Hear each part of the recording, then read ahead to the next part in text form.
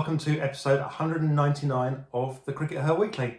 Now, I've just got one request for you before we start. While you're watching this podcast, please, no loud noises, because last night we went out for a few drinks with none other than Don Miles, who a lot of people will recognise as a great friend of women's cricket over the years. One of only two men ever to have been a member of the Women's Cricket Association. I know. Women's Cricket Association did admit men right at the end of Clement's lifetime, just before it got taken over. Don Miles, one of two people that did that. And also the provider, as so often, of our photograph in the background there, because he was kind enough to give us access to his whole archive and so that we could use them for stuff like this. So 80 years young, Don Miles, and still up for post-drinks in Wetherspoons. So if I'm still doing that when I'm 80, then I think I'll be doing okay. Now, Okay, Raph, so- what's been happening in women's cricket this week? Yes, I'll try and keep it quiet for you, Sid, in sympathy with your head. So let's start off by talking about the end of the India v Australia series. In last week's episode, we only watched the first of the three T20s.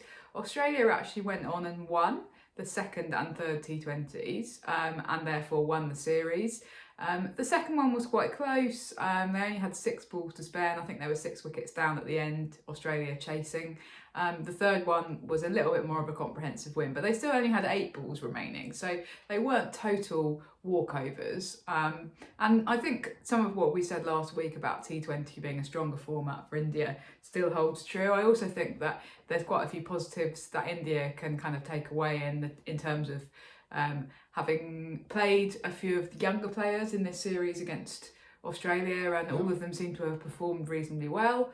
Although, let's talk about Harmanpreet Kaur's comments after that second T20, which seem to have gone down in India like a bucket of cold sick. So this was her quote. In the 19th over, if Sri Lanka was on target, it would have made a huge difference for us. A lot of people have picked up on Harmanpreet actually specifically calling Sri Lanka out on having bowled that 19th over. I believe she was bowling at Phoebe Litchfield in that second T20, and Litchfield just, hit the winning runs ultimately, right? And did it with an over to spare. And Harmanpreet specifically kind of called out Sri Lanka and said, kind of, it's your fault. Yes, so that was an interesting remark, Sid. Yeah, I mean, at the end of the day it was, but there's been, a lot of discussion about whether it was the right thing to say. There was a good discussion about this on the Naughty Child podcast this week as well, where they kind of took it to pieces and they raised this comparison with Lauren Bell. So Lauren Bell in one of those women's Ashes matches was the one Taunton in the ODI. She conceded a pile of runs in the last over, and at the end of the day, those ones were the ones that made the difference. Heather Knight was asked in the press conference, do you want to blame Lauren Bell for all this? And to her credit, she didn't do so, did she? She didn't, and yeah, it's a good comparison, I think, because obviously as captain, there's an element of kind of defending your young players and feeling defensive of them. And I think that especially when somebody is quite young, then you do feel that sort of, or you would hope that the captain would feel that kind of protective sense over them. I think there is an element of maybe the Harmanpreet Kaur's criticism has been a little bit harsh and a little bit overdone. My initial reaction was similar to Polly's on The Naughty Child, which was thinking about that comparison with Heather Knight at kind of protecting Lauren Bell at Taunton or trying to protect her from that criticism. But I do think there's a sense in which as the captain, after a match, if things go wrong, you're always going to get asked by the media, why did they go wrong? That's always question number one in these press conferences. And ultimately all Harmanpreet did was actually give an honest answer, because to some extent that is where it went wrong, because if India had managed to take it into a 20th over, then who knows what could have happened. And so Harmanpreet wasn't wrong in what she said, she wasn't incorrect in what she said. Well, I think that's possibly a little bit harsh on Sri Lanka, if I can just come in here, because it's at the end of the day it's a batter's game, right? I mean, there was one terrible ball in the over, but the rest of the over wasn't that bad, and at the end of the day you're bowling at 2 batters who are very much in form. Elise Perry was at the other end, and one of the great batters of all time, who's on a resurgence in form, in her 30s. And at the other end of it, the spectrum, you've got Phoebe Litchfield, who's like already laying claim to be the greatest batter of her generation, right at the beginning of her career. And so, and it just happens if you're a bowler, stuff happens. Of course it happens. But Harmanpreet didn't say Shreyanka was terrible and she should never play for India again. All she said was that she wasn't quite on target with every ball, and that mattered in T20, and it mattered in that specific instance. Okay. So I suppose what I'm saying is it feels a little bit like, because I get really frustrated as a journalist when you ask Heather Knight or many other people a question and they don't give you an honest answer. And we have been critical of Heather Knight previously for actually, for example, that terrible press conference that she did after the test, where she just kind of went, oh, well, it's our brand of cricket and we're having a great time and what does the result matter? And I think you want a little bit of more honest introspection from the captain when they lose, for them to actually point to moments in the game that went wrong and say, this is what went wrong and this is perhaps why and this is what we're going to do to fix it. Of course, they don't have a huge amount of time to kind of think about that and maybe absorb it. But just a little bit of honesty. And so to some extent, captains are kind of damned if they do and damned if they don't, because if they're too honest, then the media go, oh, hang on, you're picking on so-and-so. And if they're not honest, then people like me get a bit cross and go, you're trying to cover up what's really going on. So I think that some of the criticism of Harmanpreet has been a little bit unwarranted. The other thing that I would say is that Harmanpreet is always doing media in not her first language. I believe her first language is Punjabi. So she's always having to do press conferences, usually in English, sometimes in Hindi. We didn't actually see her give that quote, so I'm not sure if it was in English or in Hindi. I think English. But so, maybe it's coming across in a way that is a little bit kind of interpreted as a little bit harsh, just because she's having to do something that you or I would find incredibly difficult. I'm just trying to think about me trying to do a press conference in French, for example. I'd be a complete disaster.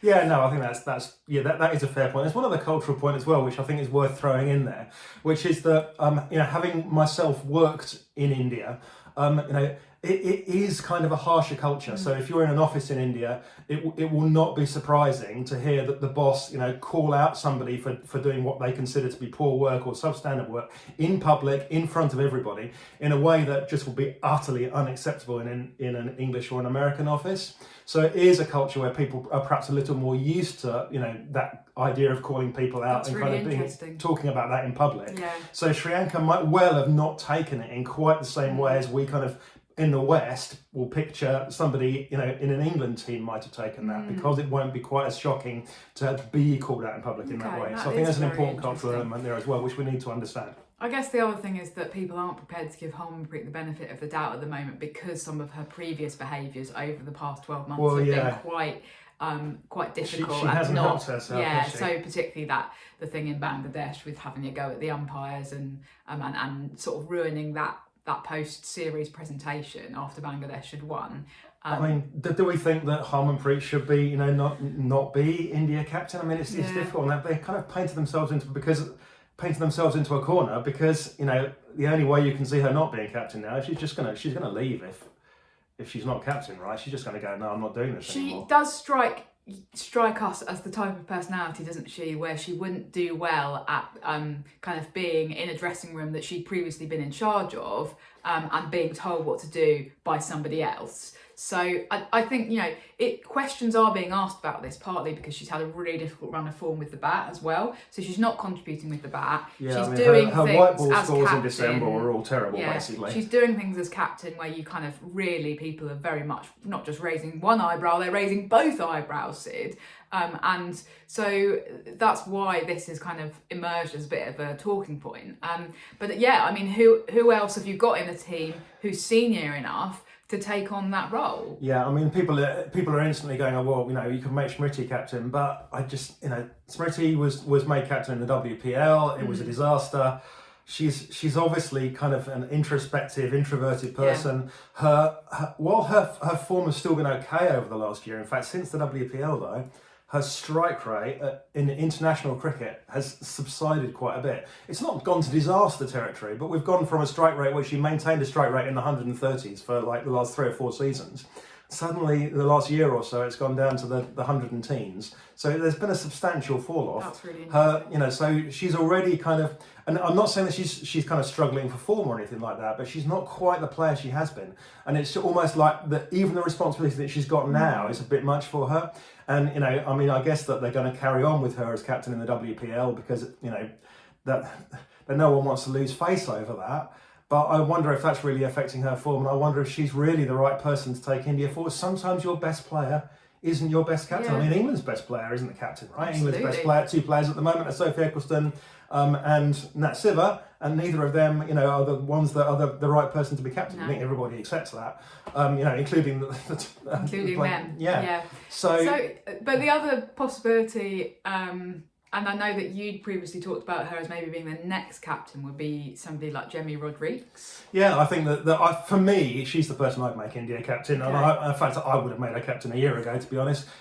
Because, but but a year ago she wasn't. She didn't have a settled stable place in the team. But sometimes there is an argument for giving someone the captaincy, even if they don't have a settlement. Going, your role is to be captain. That's your key role in the team. Well, okay, but then arguably that's what Heather Knight's doing at the moment, right?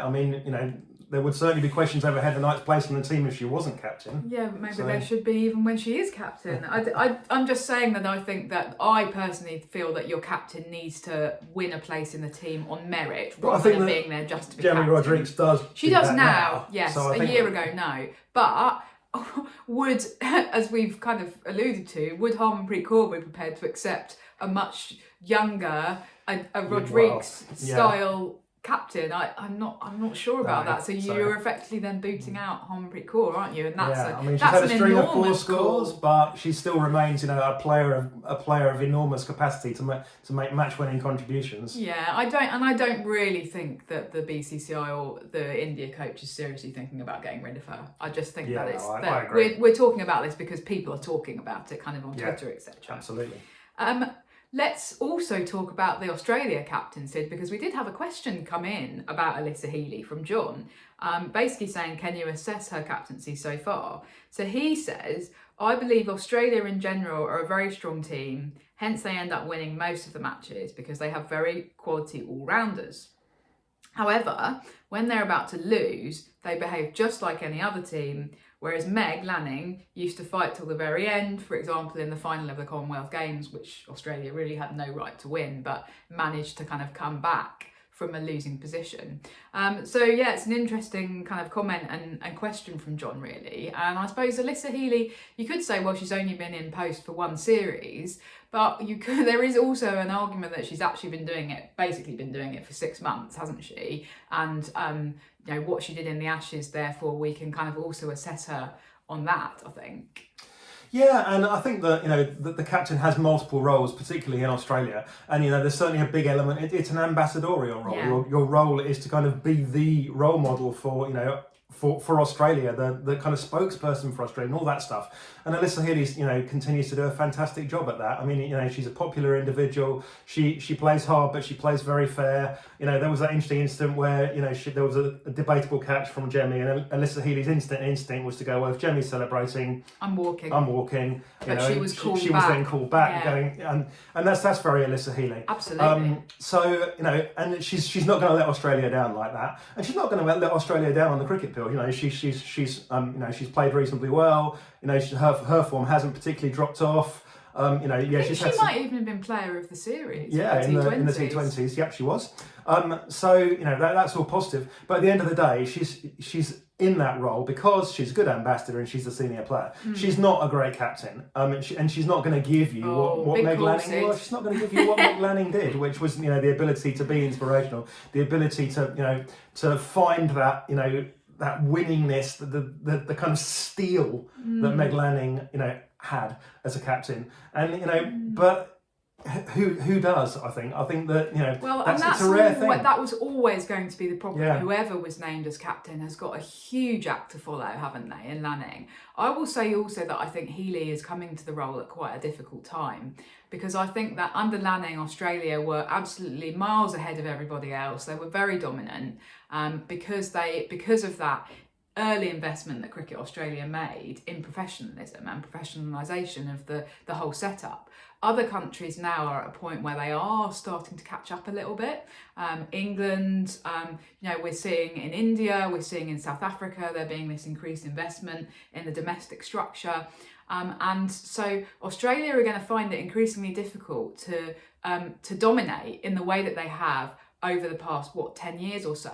They're going into the next World Cup, for example. They might be just about favourites, but not in the way that they have been. It's almost been 15 years since, because even 2017, they came in, they were overwhelming favourites to win the World Cup in 2017. They absolutely were. So it's probably going back to sort of 2009, the last time they weren't overwhelming favourites to win a world trophy. So it's been a kind of long period of dominance under Meg Lanning, and I think that as I sort of said last week, Australia sometimes under Healy do look a little bit at sea when things aren't going their way, when they feel that they're losing and a match is sort of slipping from their grasp. Yeah, and what it's always written in the face of Ash do... Gardner somehow. Ash Gardner's face is perhaps a bit too expressive for her own good. You can always see when Australia are slipping, they'll come to Ash Gardner and she'll have an expression like that. But what Healy's really got to do is actually almost kind of teach that group of players how to handle a situation where you are losing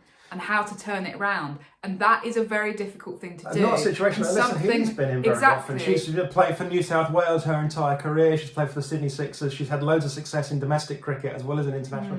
Not used to losing. So I think it's a tricky, she's got a tricky inheritance there, because on the one hand, she's got this weight of expectation of, well, under Lanning, everything was great and we won everything, coupled with a kind of interesting moment in terms of the overall global landscape of women's cricket and where Australia now are compared with the rest of the world, which is much less far ahead than they have been previously. So I think it's a lot for Alyssa Healy to deal with. I think she's going to do a good job with it because she's got a solid head on her shoulders, and I think that she will appreciate the challenges. So I'm confident that she is going to be a good captain of Australia, but I'm not confident that she's going to end up with the legacy that Meg Lanning's got, which is just one of winning everything that she touches, basically. Okay. Shall we talk about stuff a little bit closer to home, Sid? Because there have been some interesting announcements this week in relation to men's county cricket. So Yorkshire County Cricket Club looks like are going to have Colin Graves coming in and taking over once again, putting in a whole load of money. And basically bailing them out of the financial difficulties. And also buying the club. What's currently a member-owned club, he's saying, I'll bail you out, but if I do that, I will own the club then. It will be my personal property. You're selling it to me. Okay, and there's been some more announcements from Middlesex, who we already knew were in financial difficulty, but they have actually this week said, we're not going to have any overseas player because we can't afford it, basically. So a couple of kind of very big dominant clubs within the English men's county system who are financially struggling. What's this got to do with women's cricket, Sid? Well, the really interesting thing is what's going to happen with the tenders that are going to be going out shortly for the new restructuring of the women's domestic game. Yeah. We're talking about handing control directly back to the counties again, so getting rid of the regional system, as you'll remember, and handing direct control of the 8 women's regions back to a particular county in their region. And the default kind of options in the northeast and in North London are Middlesex and Yorkshire. Yeah. But it means that we'll be handing two of our women's franchises to organisations that are clearly in deep financial trouble, and that's worrying. The Yorkshire are still going to be, even if they sell out to Colin Graves. Colin Graves is saying, well, I actually don't have the money to do everything. I'm going to own it, but I'm going to need outside investors to come in and take some responsibility for putting cash in to keep the club going as a going concern going forwards. So they're in trouble. Middlesex are in trouble as well, and it's got to be worrying that we're handing control of our clubs to men's clubs that are potentially in financial trouble. Absolutely. We've seen in English football what can happen with this. English football, the women's game, has benefited massively from the investment from men's clubs associated with their teams. And we all know that clubs like Arsenal have put a lot of money into their women's teams and had a lot of success as a result of that. But it can work the other way. So our local club here, Reading, is in a lot of trouble. Their men's team are basically bankrupt. And the rumours are that they're going to fold any minute. And when they got into financial trouble, the first thing that went was the women's team. Yeah. So we've tied our women's teams to the fate of the men's teams. If the men's team get into financial trouble, the women's team are just it's the first thing to go. First thing to throw out the door. Yeah. And I'm just worried that that's going to happen here. And obviously, the other thing that we need to be concerned about is that to ensure that Yorkshire and Middlesex, and anybody else to be fair, but these ones in particular that are in financial trouble, don't use the kind of the investment for the women's team to go, aha, we can be clever here, guys. We can bid for this women's team. The ECB will give us money for that, money to host and then them. we can use that money to buy a men's overseas for the T20 Blast. And that would be great, guys. Yeah. The ECB needs to be really careful to ensure they're properly ring fenced. And Middlesex have got form on this because they got into trouble last year for using not money for the women's game, but ring fenced money for community projects and kind of funneling that back. The salary bill for their men's first 11. Back into their men's team. Absolutely. So the ECB need to ensure there's accountability and that the money that they give to run a women's team doesn't wind up going to bail out the men's team that are in financial trouble. And unfortunately, there is also form in this for the counties with regard to women's teams, because we know, I'm not going to say which counties, but we know that this was going on previously. The ECB used to give money to the counties in the same way they do in the men's game. For if a county had developed a women's player that was playing for the England women's team, the county would get some money from the ECB. Okay, we know that money did not necessarily reach the county women's team, which was where it was meant to go. Yeah, in some cases it did, but we know there were cases where it didn't. Absolutely. So, what's to stop this? What's to stop that happening again? What safeguards are the ECB putting in place to make sure that this does not happen again? Because I for one am not confident that we can just trust that Colin Graves is a really nice bloke. We haven't even mentioned racism, Sid, because we are focusing on the women's side of things, but that's also extremely problematic. So I'm not worried. I'm worried that we're going to be handing over these women's teams to people who don't have good intentions with regard to them. It is a real concern. Okay. And finally this week, we had some sad news come through at the end of December. We learned of the death of Norma Izard. She was the England manager for 10 years in the 1980s and 1990s and helped England to win a World Cup. She was about 90 when she passed away at the very end of last year. Raf, you spent quite a bit of time with her towards the end of her life. You did a long interview with her. What can you tell us about her? Oh, wow. Well, she just had the most amazing life, Sid. Do go and read my CRICKETher piece with her because she just, it was an incredible life. She had memories that she shared with me of growing up during the Second World War, of her house being bombed during the war, memories of playing cricket at school, and really kind of inheriting a love of cricket from her dad. As you say, the kind of crowning achievement of her career really was the becoming the England manager, having played cricket at a very high level, and then gone away and spent some time raising her two sons and really being kind of very dedicated to them. She then kind of came back into the England women's setup a bit later in life and basically said, I want to be the manager. She knew they were looking for a manager.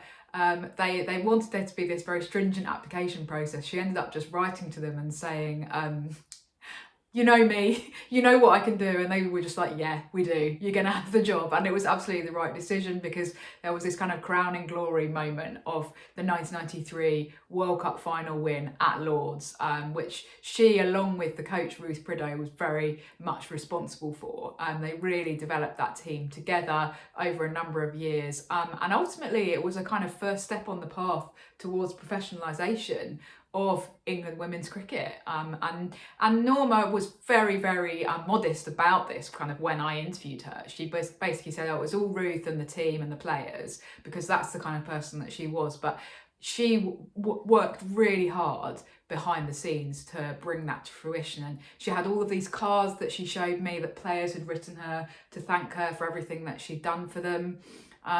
There was obviously like a really kind of fun, mischievous relationship that some of the players had with her, because there are some great stories about them, you know, just winding her up about various things. But she was in charge, and she was kind of very, I think no nonsense is a good word, because she, for example, there was one tour to Australia, I think it would have been the 1984-5 Women's Ashes tour, when England went to Australia, and one of the players went out late one night and came back a bit drunk, basically, and she was so cross with it that she basically banned alcohol then for the whole tour, and she said nobody's going to have anything to drink because I'm in charge and I'm not going to accept that. So that was the kind of person that she was. The other big thing that she contributed in terms of the history of women's cricket, which was very significant, was actually she was the person who said we should have a Women's Ashes trophy and we should formally make it the Women's Ashes. So this was in 1998 when she was the last president of the Women's Cricket Association,